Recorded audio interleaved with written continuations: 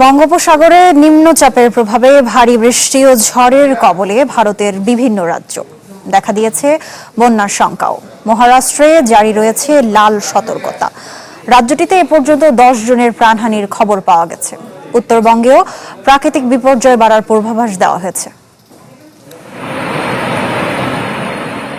সক্রিয় মৌসুমী বায়ু, monsoon cyclone আর বঙ্গোপসাগরে ঘনীভূত নিম্নচাপ, এই ত্রিমুখী আবহাওয়ার প্রভাবে বিপর্যস্ত ভারতের বিভিন্ন রাজ্য।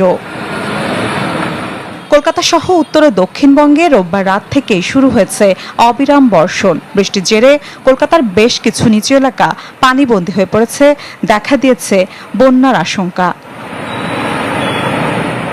নিম্নচাপের জেরে ওড়িশা এবং পশ্চিমবঙ্গের উপকূল সংলগ্ন এলাকায় ঘন্টায় 45 থেকে 55 কিলোমিটার বেগে ঝোড়ো হাওয়া বইছে, যার গতিবেগ কখনো কখনো 65 কিলোমিটারে পৌঁছে যাচ্ছে।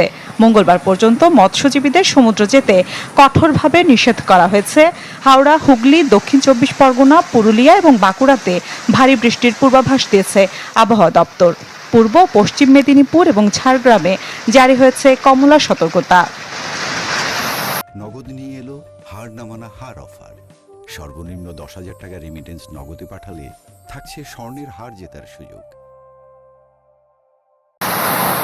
উত্তরবঙ্গেও প্রাকৃতিক বিপর্যয় বাড়ার পূর্বাভাস দেওয়া হয়েছে। জলপাইগুড়ি এবং আলিপুরদুয়ারে অতি ভারী বৃষ্টির সাথে ঝোড়ো হাওয়া বয়ে যেতে পারে, যার প্রভাব পড়বে উত্তর ও দক্ষিণ দিনাজপুরেও। আগামী 36 থেকে 48 ঘন্টার মধ্যে এই নিম্নচাপটি স্থলভাগের আরও ভেতরে প্রবেশ করতে পারে বলে আবহাওয়া দপ্তর সতর্ক করেছে। কয়েকদিনের টানা বৃষ্টিতে নাকাল মহারাষ্ট্রের মুম্বাই এবং পুনে শহরের জনজীবন। প্রাকৃতিক দুর্যোগের জেরে 2 শহরের যোগাযোগ ব্যবস্থা সম্পূর্ণ ভেঙে পড়েছে। অন্তত 10 জনের মৃত্যুর খবর পাওয়া গেছে রাজ্যটিতে। জেনিথ জলপ্রপাতে শতাধিক পর্যটক আটকে পড়ার খবর পাওয়া গেছে। এর মধ্যে জারি হয়েছে লাল সতর্কতা। বন্ধ ঘোষণা করা হয়েছে সব স্কুল, কলেজ ও সরকারি দপ্তর।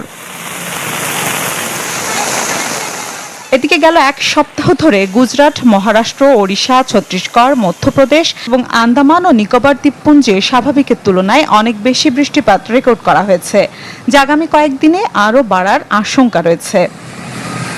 মিলা খন্দকার, চ্যানেল 24।